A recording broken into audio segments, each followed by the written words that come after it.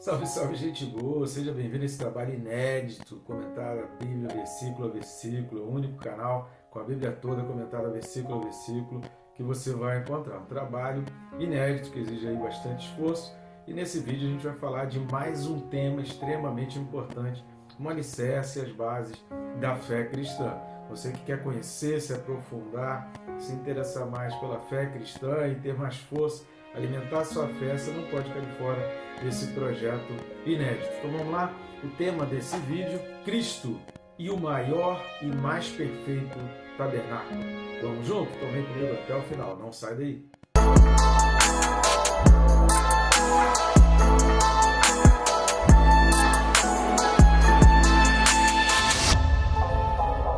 Só que antes não deixe de se inscrever, né, querida? Bem rápido e fácil, você vai aqui embaixo, tem o botão aí inscrever-se, ao lado do meu nome, você já vai clicar aí, pronto, não vai interromper o vídeo nem atrapalhar aí o seu tempo. Eu sugiro também clicar no sininho, clicando no sininho você é notificado a cada vídeo novo, a cada postagem nova, tem muita coisa boa ainda pela frente, tem outros livros aí, se Jesus não voltar antes, e aí você vai acompanhando o nosso material e vai se enriquecendo. A Bíblia diz que o povo peca por falta de conhecimento, e nós estamos aqui te ajudando a fugir do pecado e viver uma vida mais santa, mais de acordo com a vontade de Deus. Vamos junto nessa tarefa? Então vamos lá, o texto desse vídeo, Carta aos Hebreus, capítulo 9, versículo 11.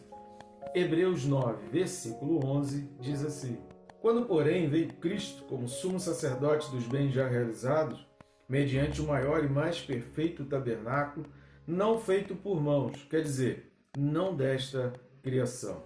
Extremamente importante, um versículo muito conhecido, muitas pessoas já ouviram falar sobre isso, muitas pessoas comentam sobre isso, muitas pessoas nos evangelismos falam a respeito desse versículo, e a gente vai aqui esclarecer, tirar algumas dúvidas e ajudar a entender, até para que você possa aplicar esse versículo na maneira correta dentro do contexto. A gente sempre lembra em vários vídeos, talvez não em todos, mas em vários vídeos, você vai me ouvir falar aqui que nunca pegue um vídeo de uma maneira isolada para você tirar um conceito teológico, para você fazer toda a tua interpretação. Assim como não se pega um versículo e você tira conclusões baseadas em um versículo. Olha a história, olha o contexto, vê quem está escrevendo, para quem está escrevendo, vê o contexto histórico daquele escrito, lê os versículos anteriores, lê os posteriores, e aí depois então você tira as suas conclusões. Não parte de uma conclusão para querer achar, tem muita gente que faz do texto pretexto.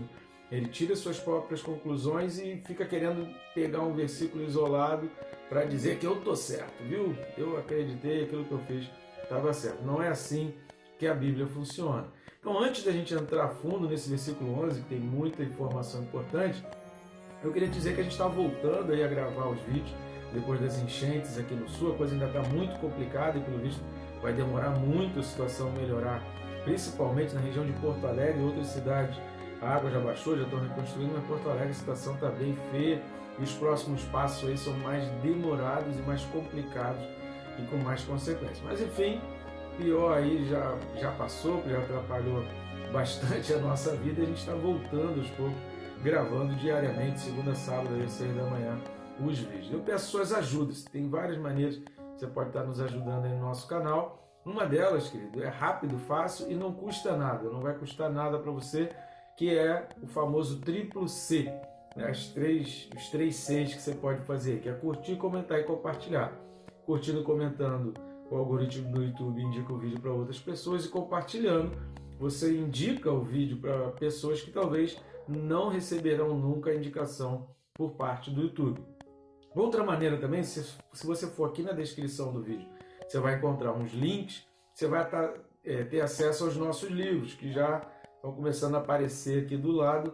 Esses são livros de nossa autoria, e ao adquirir um ou os dois livros, você está contribuindo também, nos ajudando no nosso ministério, ajudando também no nosso canal. Posso contar contigo? Então te agradeço aí, você que já vem indicando, compartilhando o link dos livros. É muito bom isso, né? Então, muito obrigado aí pela sua ajuda. Vamos direto ao assunto aqui, Cristo e o maior e mais perfeito tabernáculo. Esse versículo 11, ele vai, exatamente esse porém, nós falamos sobre isso nos 2 últimos vídeos, assista aí se você não assistiu ainda, que é exatamente mais, porém, entretanto, todavia, é uma oposição ao que foi dito antes. Então, os versículos anteriores estão falando dos serviços sagrados e do sacerdócio no sentido levítico, e aí o autor está falando, porém, e aí ele entra então com essa questão do tabernáculo não feito por mãos humanas, que a linhagem levítica, o sacerdote levítico, entravam mais a fundo no tabernáculo feito por mãos, né, do sacerdócio levítico passado ali de geração em geração. Então vamos dar uma olhada lá no livro de Êxodo, capítulo 25, versículo 40. Para a gente começar o primeiro ponto, Êxodo 25, versículo 40.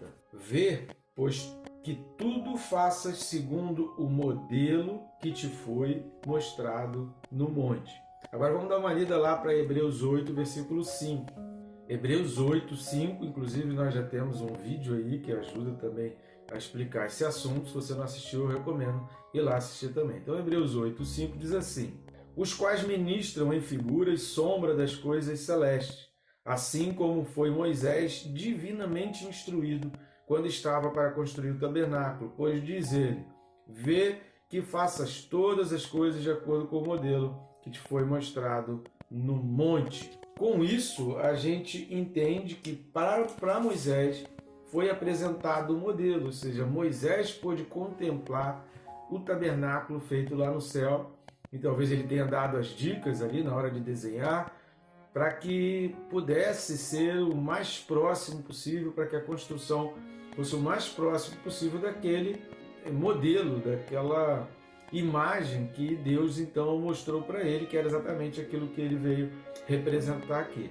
Embora dizer que nós somos templos do Espírito, ou que Jesus habita em nós, não seja biblicamente errado, a gente vai ver aqui versículos que vão exatamente ajudar nesse entendimento de que nós somos realmente templo do Espírito, não está errado esse sentido, mas esse não é o sentido desse texto de Hebreus 9, versículo 11. O que a gente precisa entender é que o conceito de que nós somos templo do Espírito, nós já falamos também sobre isso em outros versículos aí para trás, Cristo habita em nós, nós somos templo do Espírito Santo, isso é correto, é bíblico.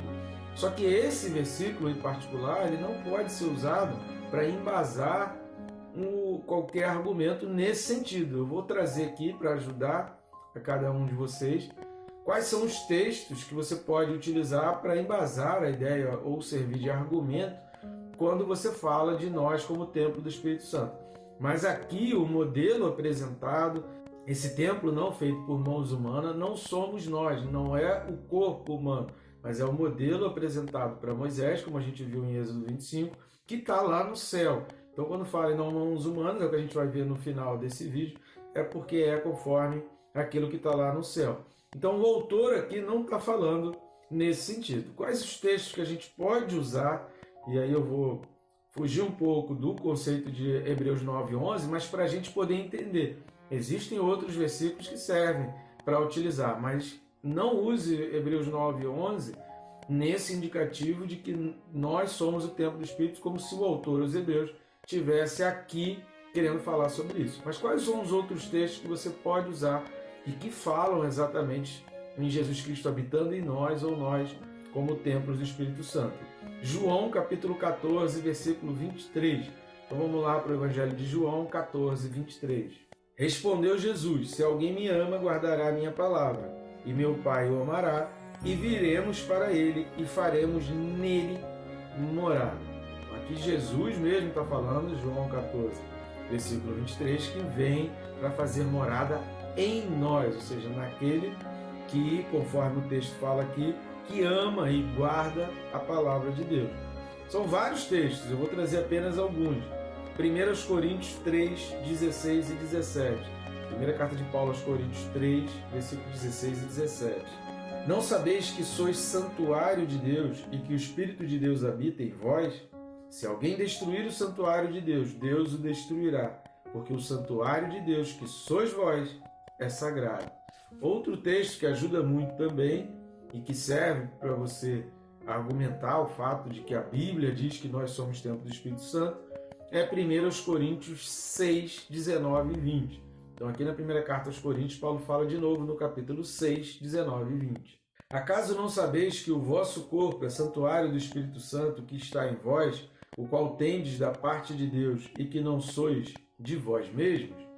Então, esses textos, e aí você pode ler aqui e pegar outros versículos na referência, tem outros versículos também, mas esses são bem claros e bem explícitos, no sentido de que nós somos, sim, templo do Espírito, que o Espírito habita em nós. Porém, não Hebreus 9:11. Hebreus 9:11 não está falando nesse sentido e não serve de justificativa para esse conceito, que é bíblico, e a gente viu aqui textos que falam. Tá? Então o autor aos Hebreus está falando aqui referente ao céu, ao modelo que foi apresentado para Moisés lá no monte, e que a gente leu aqui em Êxodo 25, que Moisés deixou registrado que ele viu o modelo, que Deus mostrou para ele, sei lá, foi uma tela virtual, não sei como exatamente Deus fez essa mostragem, ou levou Moisés em espírito. Ele não explica como ele conseguiu visualizar, mas ele explica que ele viu. Então ele viu o modelo que está lá no céu, ele viu o modelo original, o real, que é o que está lá no céu, e ele criou aqui então essa sombra, ele criou aqui esse protótipo, essa tentativa de ser o mais perto possível daquilo que ele viu lá em cima. Então foi criado o templo, que a gente entende aí como o tabernáculo levítico, esse tabernáculo que foi utilizado aí no deserto, depois serviu como base para a planta também, para a construção dos dois templos, tá bom? Segunda coisa que a gente precisa observar, voltando lá para Hebreus 9:11, é quando fala sumo sacerdote dos bens já realizados. Como assim, sumo sacerdote dos bens já realizados? Aí eu vou pedir a você para assistir os vídeos correspondentes aos capítulos 6 e 7, onde nós comentamos sobre a obra realizada por Jesus, esses bens realizados por Jesus, e sobre a tríplice função da obra de Jesus, né, na cruz. Obviamente que em vida ele cumpriu muito mais que isso, mas aquela morte de Jesus na cruz, ele, através daquilo dali, ele cumpriu uma tríplice função, e Jesus se tornou rei, sumo sacerdote, e ele se tornou a própria oferta, ele se tornou o próprio sacrifício.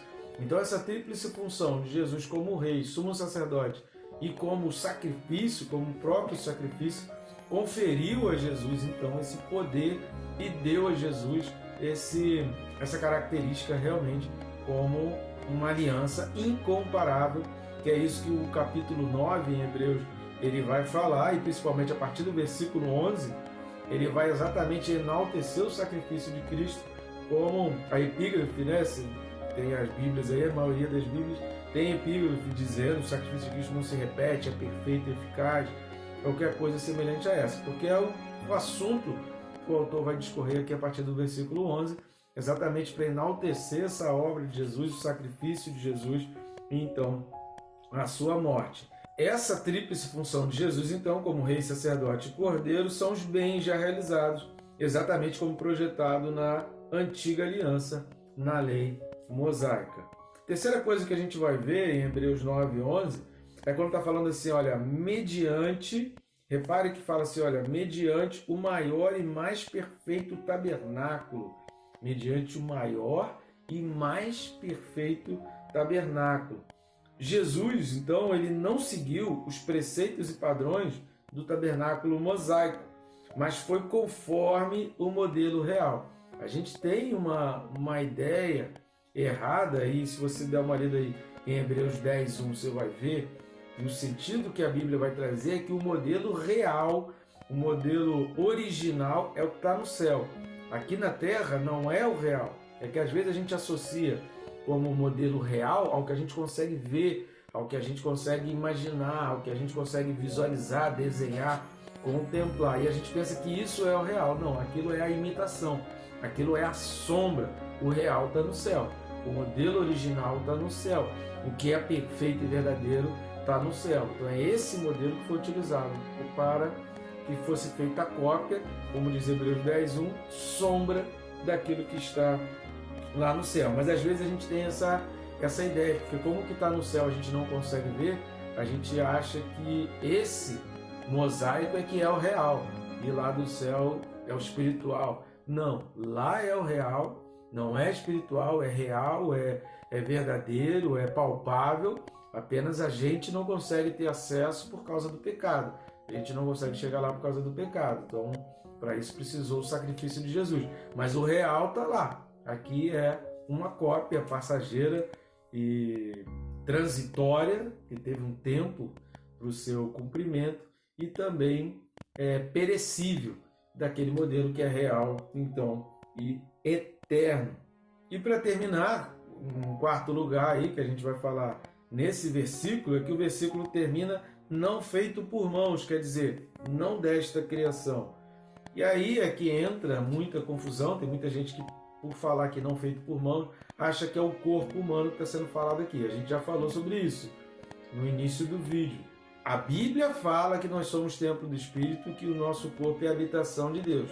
Não esse versículo. Esse versículo, quando está falando aqui em não feito por mãos, é em contraposição. Lembra que o contexto aqui está falando do tabernáculo, de toda aquela construção do santo lugar e do lugar santíssimo, pela lei mosaica e pelos levitas.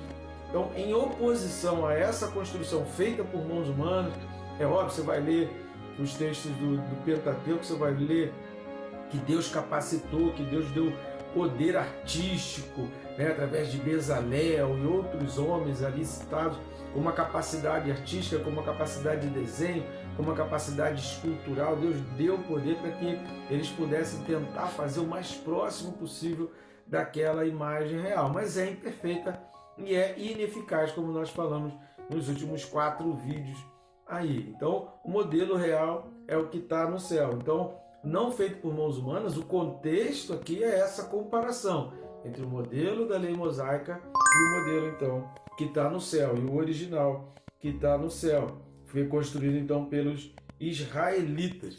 Por isso, essa expressão não feita por mãos humanas aqui.